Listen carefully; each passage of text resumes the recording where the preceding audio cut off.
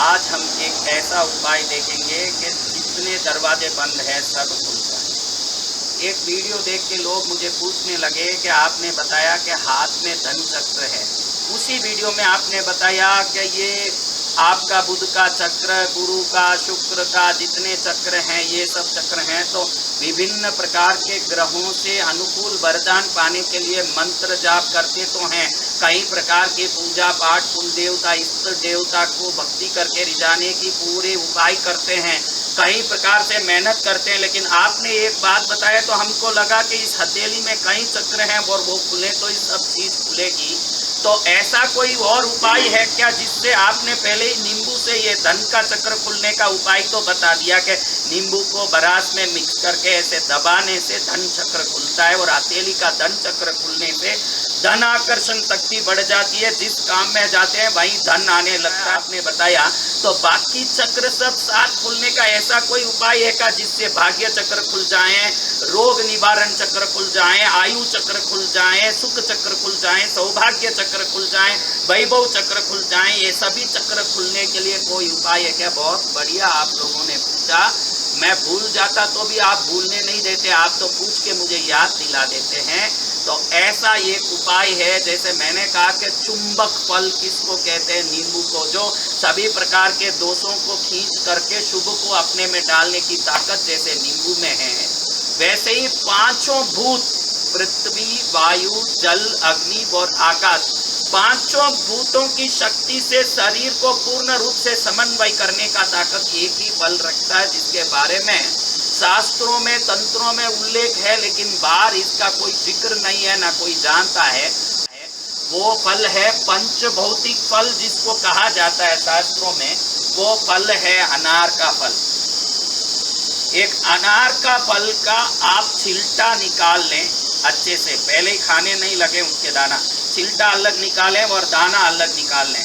और दाना बाद में आप खा सकते हैं निकालने के बाद, लेकिन पहले ही खाते खाते छिलटे को निकालते खाते खाते करोगे तो छिलटा अपवित्र हो जाएगा। इसलिए पहले अच्छे से दाना अलग कर दें, छिलटा अलग कर दें और इस छिलटे को शुद्ध गुलाब जल खरीद के उस गुलाब जल से किसी पत्थर पर पीसाएं, मिक्सी में नहीं पीसना चाहिए, किसी पत्थर से हाथ से पीसे, या गरल करने वाली औषधि घोटने वाली कोई औषधि गरल करने वाली छोटी सी वो घट्टी हो तो उसमें से इसको पीसे। ऐसे करके एकदम इसको एकदम बारीक से पीस लें। इस पंचभौतिक फल का जो छिलटा है, इस छिलटे कुछ लोग इस पेस्ट को अपने जीवनी हथेली और जीवने हाथ में पूरा कवच की तरह लगा लेंगे। स्त्री डाबी हथेली, डाबी हाथ में पूरा कवच की तरह लगा के सुखा लेंगे, जैसे मेहंदी लगाते हैं ऐसे अच्छे से लगा के सुखा देंगे। तो यहाँ जितनी शरीर की, देखिए हाथ रिसिपिएंट है यानी लेने वाला, पैर देने वाला है, इसीलिए बड़ों के पैर हम छूते हैं ताकि उनकी शरीर में जो जीव ऊर्जा है हम उसको ग्रहण कर सकें, उनकी जो संस्कार की, तपस्या की, अपने जीवनचर्या की जो बल है उसको ग्रहण करके हम भी श्रेष्ठ बन सकें। इसलिए बड़ों के पैर को छूते हैं और बड़े छोटों को अपना हाथ सिर पर रख के आशीर्वाद देते हैं, क्योंकि हाथ देने वाला, लेने वाला, पैर देने वाला है, हाथ खींचने वाला भी। तो इस हाथ पर आप अच्छे से दाड़म का वो पेस्ट लगा लोगे, रात में सोने के पहले ऐसे अच्छे से लगा लोगे। पूर्णिमा के दिन, अमावस्या के दिन ये काम बहुत ही बल देता है, क्योंकि उस दिन भू आकर्षण शक्ति धरती पर बहुत कम होती है। उस समय में अगर इसको लगाते हैं तो हमारे शरीर में सुप्त पड़ी हुई भाग्य रेखा, आयु रेखा, धन रेखा, धन चक्र, भाग्य चक्र, आयु चक्र, सौभाग्य चक्र, वैभव चक्र, पुण्य चक्र आदि सभी चक्र सोए हुए जगने लगते हैं।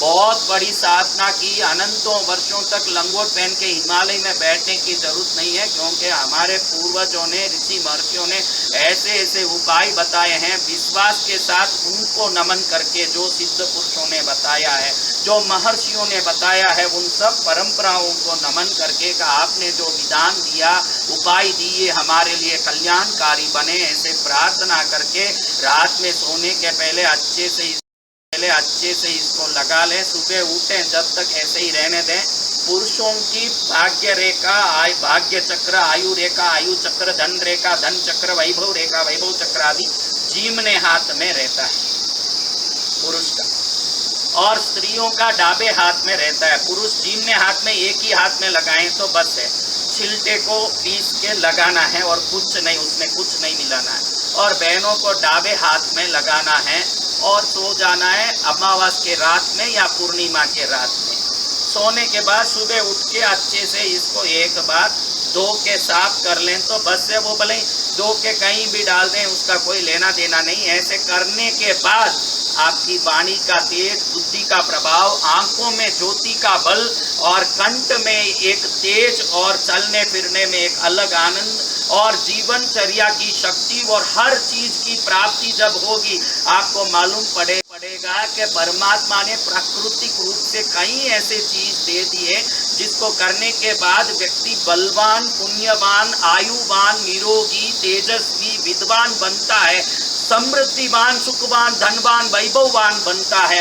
इन सबको करने वाला ये अनार को मैं नमन करता हूँ, जो पंच भौतिक फल है, पंचभूतों के तत्व को अपने अंदर रखता है, जिसमें खरास, मिठास, खटास, नमकास आदि षड रस के सभी गुण भरा हुआ एकमात्र फल है।